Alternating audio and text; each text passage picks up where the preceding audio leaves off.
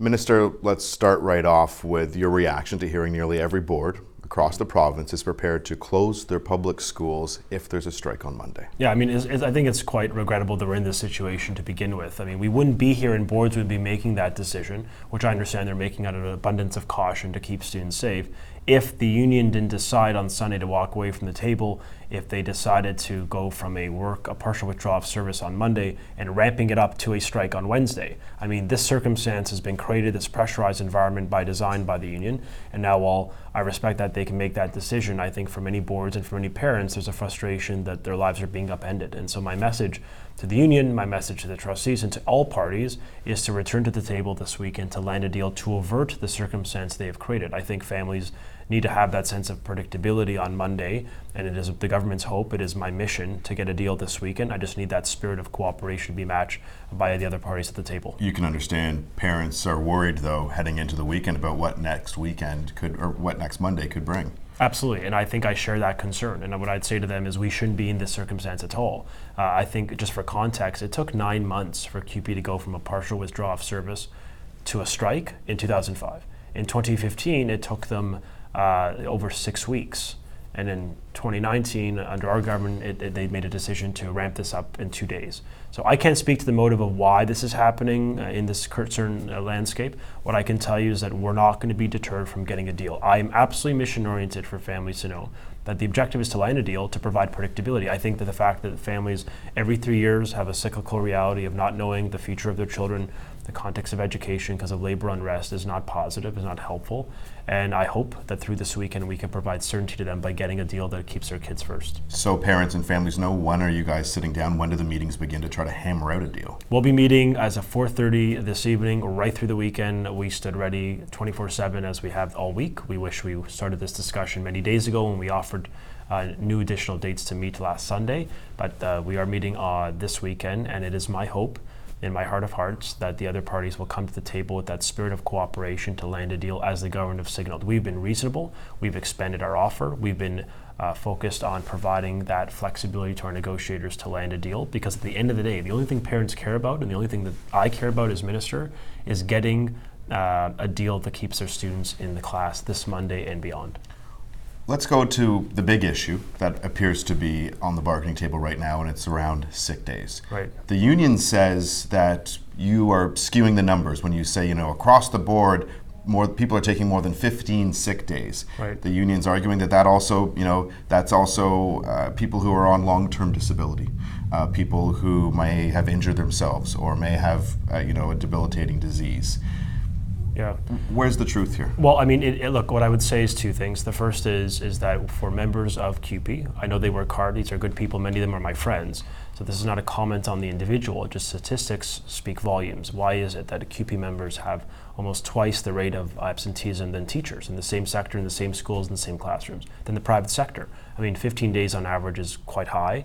To contextualize, there's 11 days paid at 100%, and for extended days of 120 paid at 90%. Now that's not something that most folks at home would have, but having said that, I think the realization for me is that we want to see those dollars. The cost of an additional day of sick leave, just to provide context, one extra day at 100% is roughly $50 million to the entire system, and that's money that we are expending for on absenteeism instead of monies on putting them in the front line of the class. I'd rather see those dollars go towards your student's experience, toward getting your child better textbooks and new technology and better facility, than it is on really creating a culture where, we're creating a system where absenteeism remains unusually high. And so the objective of the discussion is just to see how we could remediate that, because it's not a fiscal imperative. It's about your child, not having a revolving door of students coming in and out that I don't think is particularly helpful when it comes to kids, particularly with intellectual or developmental disability, that need to have a permanency of staff, that any type of dramatic change could really affect their performance and affect their disposition. So, I think there's a pathway forward on this issue. I think we've tabled some very reasonable proposals. We certainly want to reduce absenteeism because it hurts kids in the class. But it's not the issue that will be, I think that's going to impede a deal. What's going to impede a deal, I think, is a spirit at the table that requires us to be mission-oriented on getting a deal. And if the union and otherwise come to that table without that spirit, then I think I think parents would be quite concerned with that. So hopefully they come with an openness, as the government has shown to date, to land a deal that provides certainty for families. Some frontline CUPE workers tell me when it comes to EAs, for example, they're working with high-risk kids, and sometimes those children, unfortunately, can be violent, and that's the reason why sometimes they have to take prolonged days. Or a janitor, innately has a more physical job, and they might hurt themselves. Yeah. So, what would you say to that? Look, we value the work of all these workers. We know they work hard. But I also think when you benchmark these days against teachers, it is high. Against those outside of education, it is high. It is 15 days per year that on the average of a member is taking. And I think the concern for us is how do we create an environment which reduces that absenteeism, because students are ultimately paying the price. And so, teachers work in those same environments, to be quite frank, and yet their days are quite lower. So I think we need to look at pathways to improve the student experience by reducing absenteeism. But let's not forget that this discussion this weekend is not singularly about that. I think ultimately, what needs to be noted is that we've actually made a lot of progress on other issues, including on job security. There's some positives there for the union that I think we've been able to find a pathway that was balanced for all, both the members and for taxpayers. So I still remain reasonably confident that this weekend can provide a pathway to a deal. It just requires the union to have that spirit of cooperation. What are you hoping to get when it comes to the sick days? Because just two bargaining, the last bargaining session, two bargaining sessions ago, CUPE members say that their sick days were cut in half by the previous government. So what are you hoping to get out of that? Right, you're referring to the Liberals. What I can say is, when the sick day bank was removed, sick day utilization went up. So I think we've got to have that discussion at the table. I think this weekend, the purpose of this weekend, the reason why we're sitting down and hunkering down to look to get a deal is to have a discussion that is open and frank about how we can improve the student experience. Part of that experience is impeded by a high level of absenteeism of staff. And no parent wants to see a revolving door of education staff in the class. They want to have some permanency, friendly faces they know, people who understand the profile and the issues related to their child and their performance. And I think hopefully this weekend we can still provide a pathway to get a deal for every parent in Ontario, because we share the same anxiety and concern that they do, which is, why are we here today? Why has this escalated so dramatically, so quickly, in an unprecedented fashion? And I think the union will have to answer for that. When we spoke earlier this week, I alerted you to the fact that some school boards were keeping their front doors unlocked because they didn't have administrative staff available. Yeah.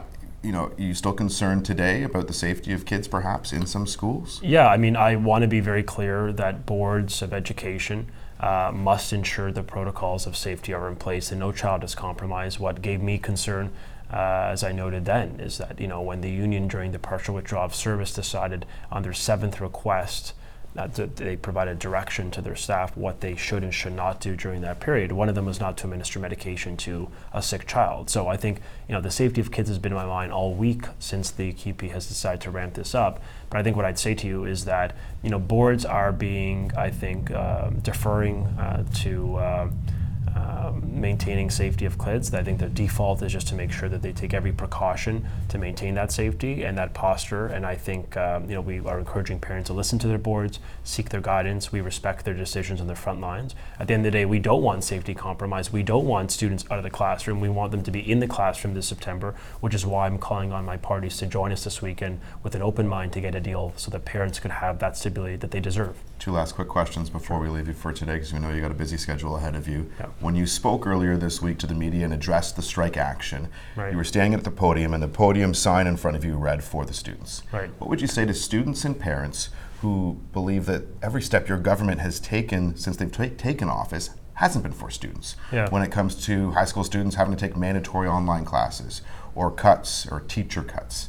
Yeah, I think what we have done and we've undertaken since day one is a plan that puts students first. We are investing more in education than any government has in our history. We have increased education funding for special ed, for transportation, for French language, and for First Nations at the highest levels ever in the province's history as a matter of quantitative fact. We have doubled the funding envelope for mental health from the peak of spending under the Liberals. We are improving our curriculum, focusing on math. We're doing a total update of our back to basics math strategy, updating that curriculum, new curriculum updates to come. We are focusing on a careers program that actually helps with financial literacy and giving people a bona fide pathway to get a good career with a good paying job. Everything we have done in this government is about putting students first, even when it comes to ensuring we live within our means as a government, because the next generation, the young people today in class, should not be paying the burden of the last generation. And intergenerational debt and that transfer from one generation to the next, I think, is morally wrong. So we have an obligation to enable them to succeed from curriculum. We're updating schools. We're spending $500 million this year alone to build new schools and upgrade them.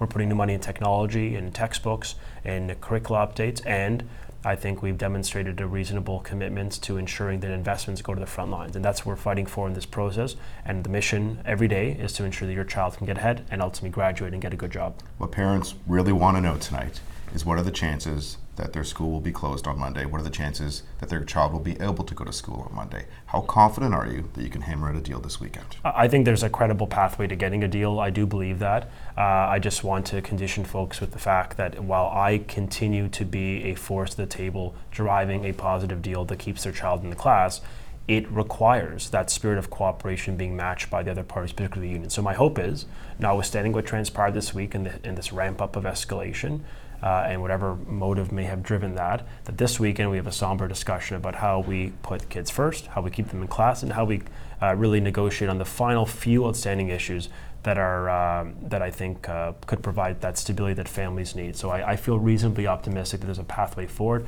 I just call my partners to sit down with an open mind and a reasonableness we've demonstrated to land that deal. We'll be watching. Thank you for your time. Appreciate that. Thank you.